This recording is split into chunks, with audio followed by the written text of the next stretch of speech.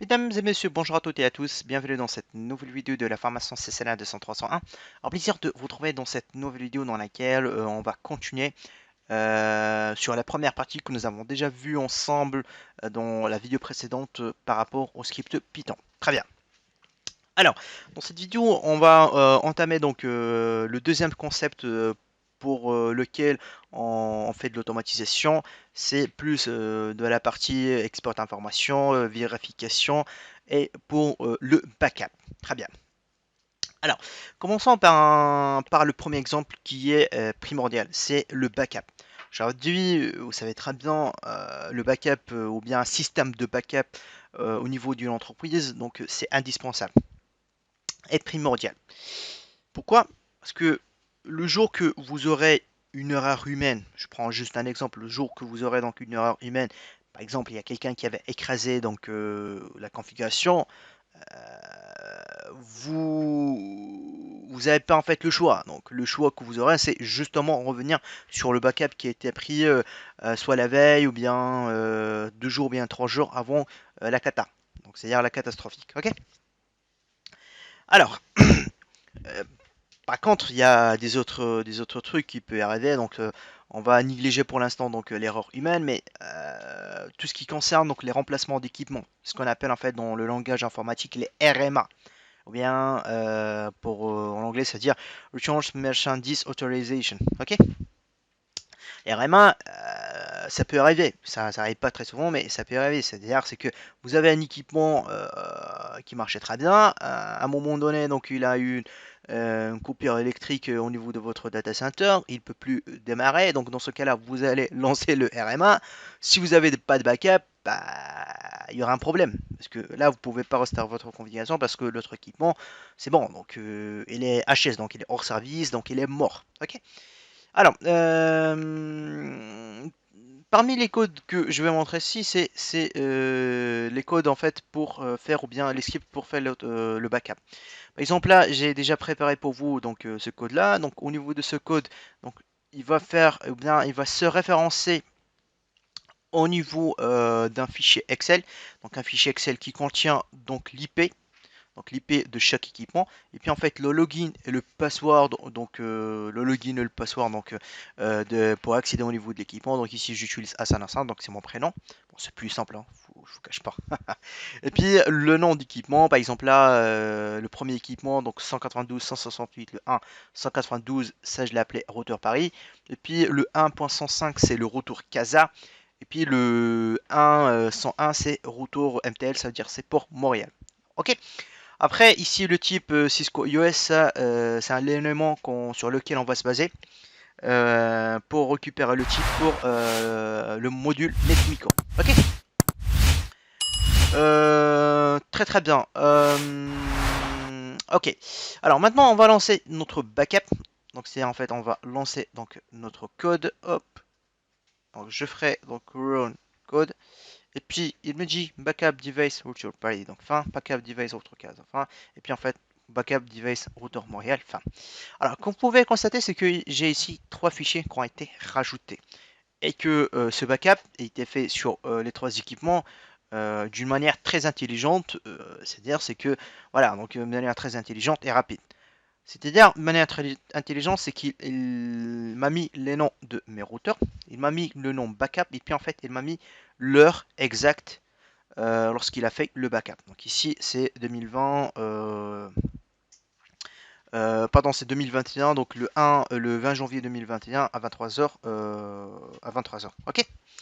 Alors, ici, moi j'avais spécifié au niveau de mon code, déjà en fait qu'il va ouvrir donc un fichier s'appelle le backup-d.csv que je vous ai montré ici. Donc je vous ai montré ici. Et puis ce qu'il va faire, c'est que il va récupérer donc certains éléments. On va se baser en fait sur le dict reader. C'est pour lire donc le header en fait au niveau d'un fichier CSV. Tac, tac. Alors, j'ai dit ici si le type donc il est Cisco iOS, dans ce cas-là en fait tu vas exécuter ça. Ok? Parce que parfois, pourquoi j'ai mis en fait cette condition? Parce que parfois j'ai pas que les équipements Cisco, mais j'ai des autres équipements qui sont par exemple du Juniper, et parfois en fait c'est pas les mêmes commandes. Vous voyez, par exemple, le backup du Juniper, c'est pas la même manière, ou bien c'est pas les mêmes commandes que Cisco. Donc c'est pour ça que j'avais mis cette condition if. Ok. Après, donc ici, donc il va récupérer toutes les informations à partir du fichier Excel. Ok. Après, ici, ce qu'il va taper comme commande, c'est la commande showrun, on va dire. Et lorsqu'en fait il va taper donc le showrun, donc il va ouvrir un fichier ou bien il va créer un fichier qui va l'appeler backup, donc le nom qu'il va récupérer à partir du fichier Excel qui est là. Et puis ce qu'il va faire, c'est qu'il va rajouter donc le team string que j'avais déclaré ici. Donc ça veut dire c'est qu'il va mettre donc la valeur, donc year, c'est-à-dire l'année, le mois, le date, et puis en fait les heures, les minutes et les secondes. Ok. Après tout ça, il va effectuer tous ces éléments, donc il va écrire dans ce fichier donc le contenu de la commande output, donc c'est-à-dire le showrun. Après donc il va faire print fin pour dire que c'est fin. Ok. Et à chaque fois donc il va accéder au niveau d'un équipement, donc il va m'écrire son nom, donc backup device, et là il va se baser sur le row name. Ok. Très très bien. Maintenant, si je pars pour voir le contenu, pour regarder s'il m'a bien créé quelque chose. Donc là, je regarde par exemple Router Casa. Donc je sais pas en fait c'est quel IP. Donc c'est par exemple le 192.168 le 1.105. Ok. Donc là, il m'a récupéré bien toute la configuration. Je viens sur le routeur de Montréal. Donc il m'a fait la même chose. Donc il a récupéré toute ma configuration. Et puis en fait sur le retour de Paris, donc il m'a pris aussi donc toute la configuration et puis il a mis ça sans aucun problème. Très bien. Maintenant le deuxième code qu'on va voir ensemble, c'est par rapport aux vérifications, les vérifications. Alors pourquoi les vérifications? Parfois on a ce qu'on appelle, j'ai déjà expliqué ça, donc lorsque j'avais parlé sur les compliance, donc c'est-à-dire les vérifications qu'il faut effectuer, ou bien les conformités qu'il faut les respecter au niveau d'une entreprise. Principalement, lorsque je parle des entreprises, je m'oriente plus dans les grandes entreprises, hein. Ceux qui ont en fait une grosse DSI, ils ont un RSSI, donc un responsable du système d'information, ou bien un responsable sécurité des systèmes d'information.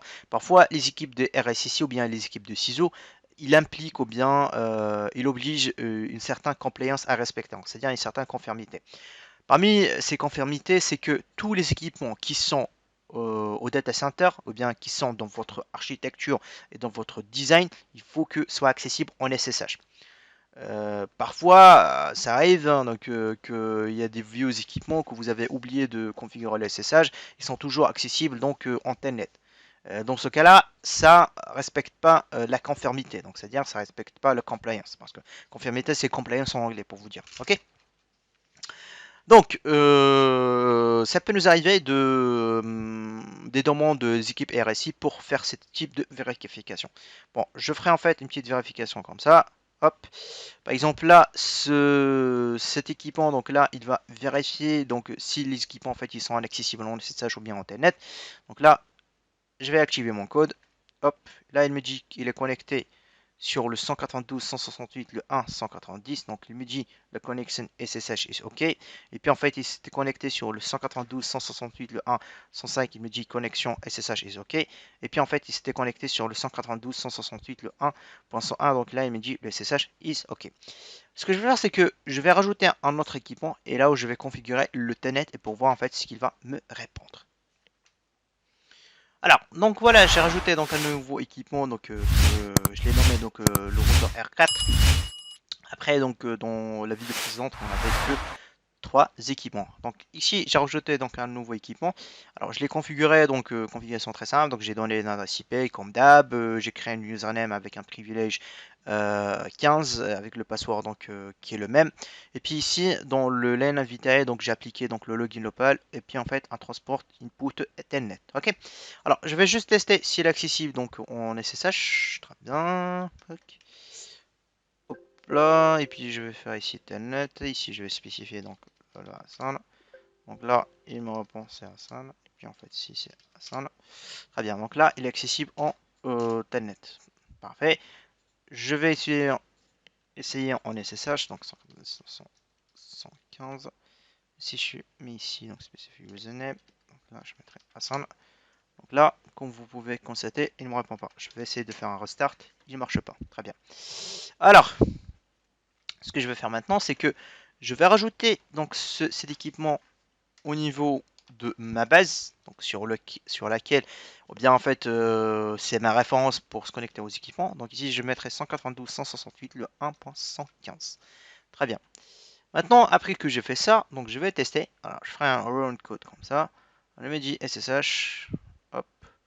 Ah, et il me dit ici sur le 192.168 le 1.190, donc il me dit le SSH il est OK. En 192.168 le 1.105, il me dit le connect SSH il est OK. Il est connecté sur 192.168 le 1.101, il est connecté. Et puis il me dit que 192.168 le 115, donc il me dit soit le device not reachable or SSH is not enabled. Donc c'est-à-dire c'est que soit l'équipement donc il n'est pas joignable, sinon en fait le SSH n'est pas activé. En fait moi j'ai mis comme ça, j'ai personnalisé cette erreur comme ça pour dire voilà, soit l'équipement n'est pas joignable, soit le SSH donc il n'est pas activé. Ok. Autre chose qu'on peut faire c'est parmi les codes, hop, oh pas bon, c'est pas grave, bon, pas maintenant toi. Bon, parmi les coulisses qui me peut arriver lorsque je fais mes vidéos. Alors, parmi les informations ou bien en fait parmi les codes qu'on peut les préparer, ou bien parmi les choses qu'on peut les automatiser, c'est par rapport à exporter les informations de version. Je m'explique. Pourquoi en fait on fait les exports des informations de version au niveau des équipements? Parce que tout simplement, lorsque il y a des vulnérabilités qui sont détectées sur une telle version, supposons qu'il y a une vulnérabilité sur une telle version de Cisco et c'est une vraie faille de sécurité, vous avez un parc informatique devant vous qui est composé de 1500 équipements.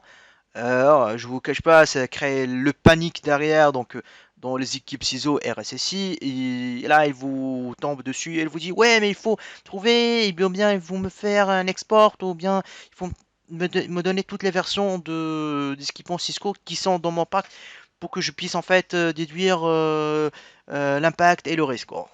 Donc voilà, donc à un moment donné, vous avez tout le monde qui court derrière vous. Dites-vous en fait, c'est que la meilleure solution, c'est faire de l'automatisation.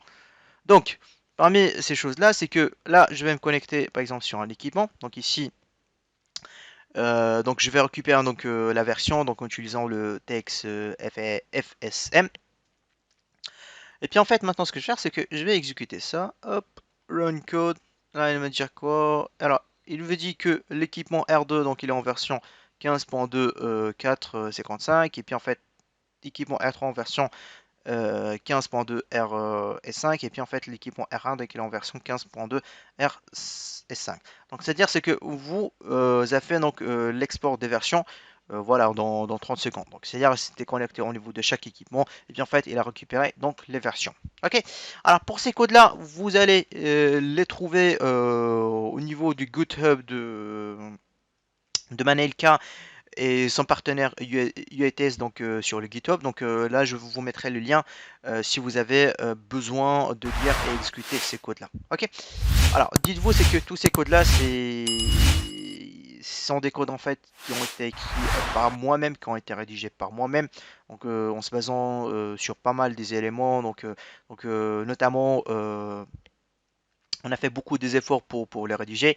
Alors, je demande s'il vous plaît que ce soit utilisé dans des cadres vraiment soit éducatifs ou bien en fait dans le cadre de votre travail et non pas en fait dans le cadre commercial. Ok. Parce que ce sont des codes qui sont open source et qui sont ouverts aussi pour tout le monde. Voilà. Alors, merci beaucoup pour votre attention. Je vous dis à très très bientôt et à la prochaine vidéo.